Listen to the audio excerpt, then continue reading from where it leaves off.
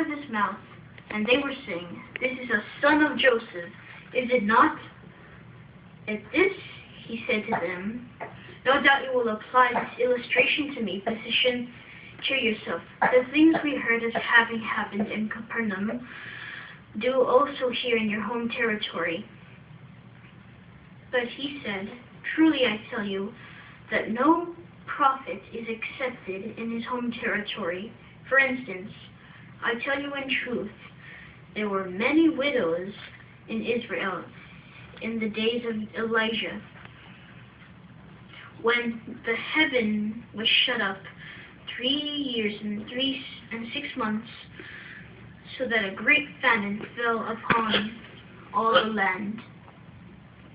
Yet Elijah was sent to none of those women, but only to Zarephath in the land of Sidon, to a widow.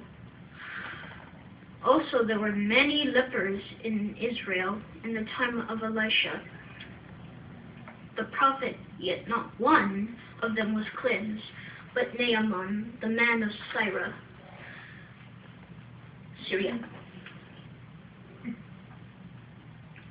Now all those hearing these things in the synagogue became filled with anger, and they rose up and hurried him outside the city. And they led him to the brow of the mountain upon which their city had been built, in order to throw him down headlong. But he went through the midst of them and continued on his way.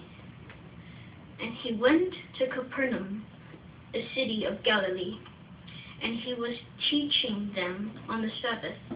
And they were astounded at his way of teaching, because his speech was with authority.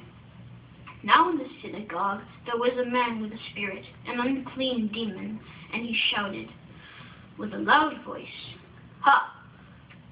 What have we to do with you, Jesus, you Nazarene? Did you come here to destroy us? I know exactly who you are, the Holy One of God." But Jesus rebuked it, saying, "Be silent and come out of him." After throwing the man down in their midst, the demon came out of him without hurting him.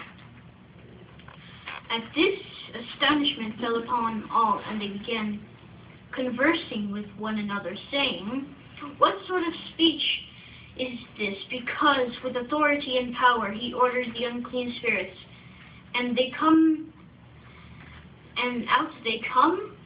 So the news concerning him kept going out into every corner of the surrounding country. After getting up out of the synagogue, he entered into Simon's home. Now Simon's mother-in-law was distressed with a high fever, and they made a request of him for her. So he stood over her, and he rebuked the fever, and it left her.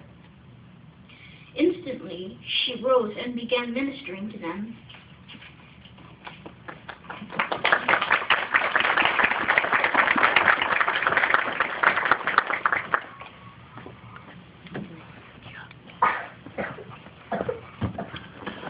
Very good job, Sean. We appreciate that. You did an excellent job. I especially like how you emphasized the reading there, the quotations, and how you just did very good.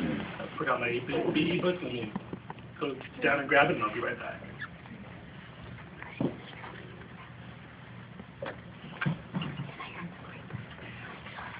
Without further ado, did an excellent job on his modulation. In fact, if you open up to study point number 9 of our BE book, if you have that handy with you tonight, modulation, study point number 9 is found on page number 111. If you notice here, it asks a question at the very top of the page in the blue box. What do you need to do? It says, vary the sound of your voice.